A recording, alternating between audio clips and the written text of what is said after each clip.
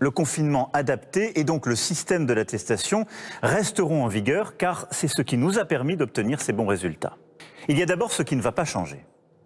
Le confinement adapté et donc le système de l'attestation resteront en vigueur car c'est ce qui nous a permis d'obtenir ces bons résultats.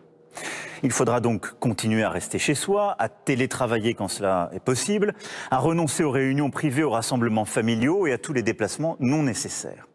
Mais dès samedi prochain matin, plusieurs changements seront réalité.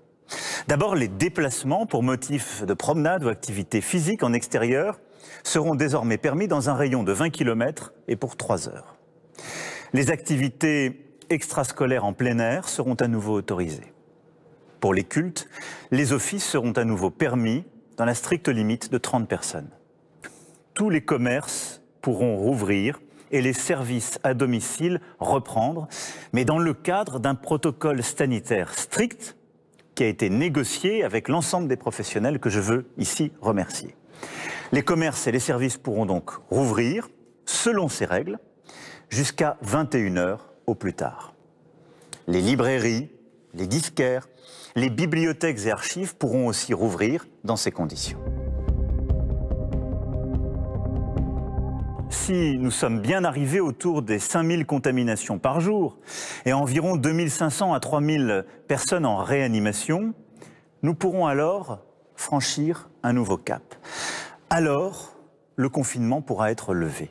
Nous pourrons donc à nouveau nous déplacer sans autorisation, y compris entre régions, et passer Noël en famille. Souffler et se retrouver, oui, mais j'en appelle à votre sens des responsabilités. Il ne s'agira pas à coup sûr de vacances de Noël comme les autres. Les salles de cinéma, les théâtres, les musées pourront reprendre leur activité. Un couvre-feu de 21 h à 7 h du matin sera mis en place. Des contraintes fortes demeureront toutefois durant cette période. Les grands rassemblements seront interdits, ainsi que tous les événements festifs dans les salles allouées. Tous les lieux qui, comme les parcs d'attractions, les parcs d'exposition, sont susceptibles de rassembler un grand nombre de personnes venant de régions différentes, resteront fermés. De même, les bars, les restaurants, les discothèques ne pourront rouvrir leurs portes, malheureusement, durant cette période. C'est autour du 20 janvier que nous pourrons alors prendre, si cela est possible, de nouvelles décisions d'ouverture. Si le nombre de contaminations demeure en dessous de 5000 cas par jour, les salles de sport et les restaurants pourront rouvrir et le couvre-feu pourra être décalé.